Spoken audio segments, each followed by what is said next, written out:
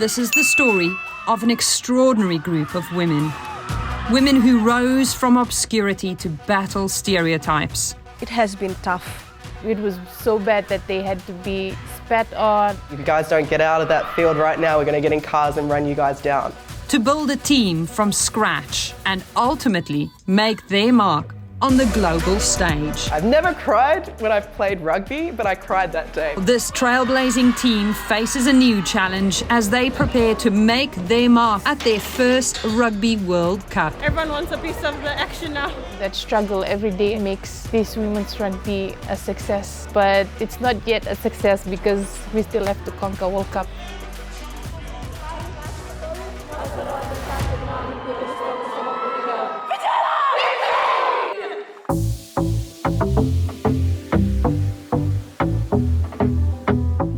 I'm Akusita Ravato.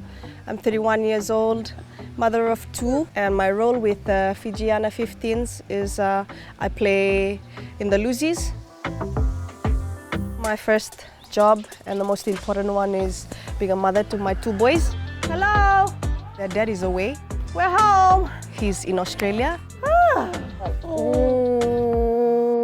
Good to see you, Dad. So right now I'm being both mom and dad at the moment. My second job is my work. I recently just joined the Fiji Police Force. My third job, and that is my passion, something that I love doing, and that is rugby. That same passion for rugby can be found all over the islands. Bye! Joel, bye, mommy love you! It's a major part of the Fijian identity. Rugby in Fiji is very important. It's like a special occasion that brings a lot of people together. It's just something that makes Fijians crazy because it's in our blood. Rugby is in our blood. It's a Fiji thing, and it just comes natural for both females and males. Starting from young age, if you go around the settlements, communities, you'll see young girls and young boys either with a bottle or coconut, and they just play, like just having fun. But in a traditionally patriarchal society, women's rugby has faced significant barriers. We know Fiji is a male-dominated society, and of course rugby very much so. We've always seen men play rugby out here, and we've always supported them through that. Now women are playing rugby, and it's more of a, but you're a woman, you should be in the kitchen, you should be, taking care of things at home. If men love to cook, why can women love to play rugby? When we first took the stages to go and play out in the stadiums, you just hear people shouting, go home, go and wash dishes, go and wash clothes. This is not your sport, this is for men. We used to go out onto the rugby field and get told to get off the rugby field so that men could play, and threatened with violence if we didn't get off the rugby field. It was so bad that they had to be spat on or thrown things at because the spectators would say that they'd always belong in the kitchen. And then it was a theme of, how do they say, panikeke, that's a Fijian saying. And then it was really bad that sometimes the girls were really, really down. I didn't dream that she would be leading a national team for Fiji. Standing right there is one inspiration for me.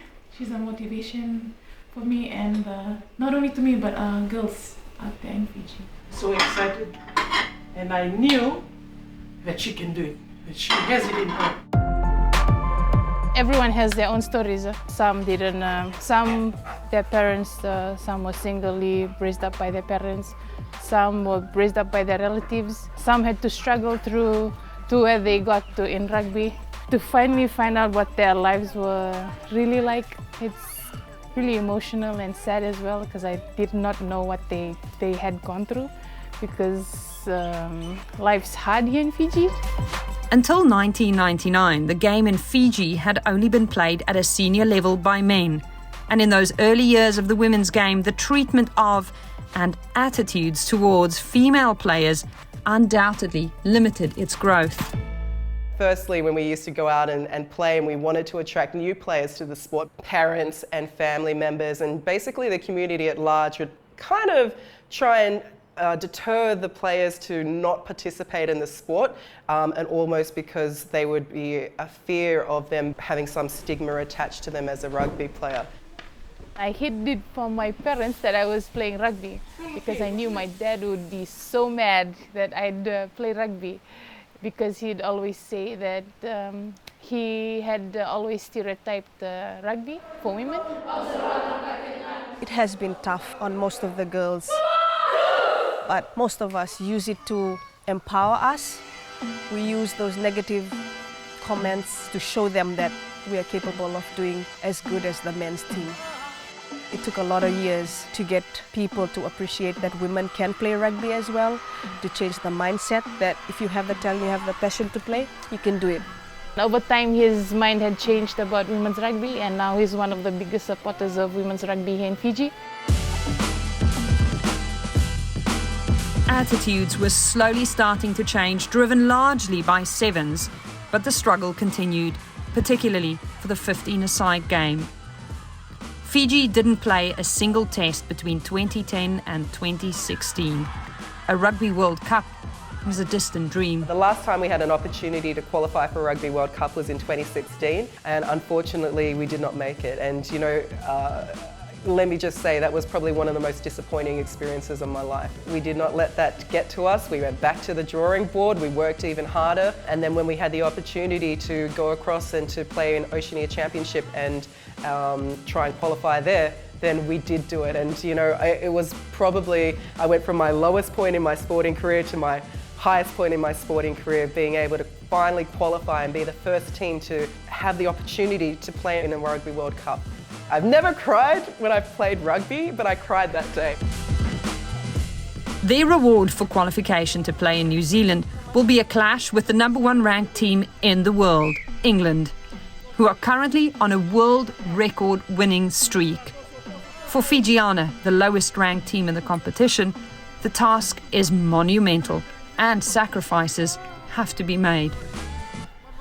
So the sacrifices that I had to make, the biggest one was leaving my children. They become my inspiration to keep going. So I'm trying to lead by example, setting my priorities, balancing my time. Hopefully they will follow in my footsteps. I think the longest I was away from them would have to be the Drua team, 3 months. I really just had to be positive that it was a dream to make first ever Fijiana and Drua team, something I was passionate about. And I know that one day when my 2 boys will grow up, they will be inspired.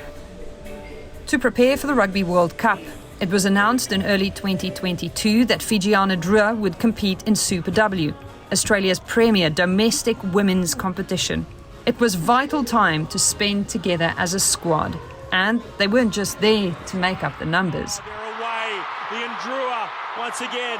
Murphy looked to make the tackle. It was the little slide play from Ravisa. Brilliant. The Fijiana Drua being able to compete in Super W was an outstanding success, I think.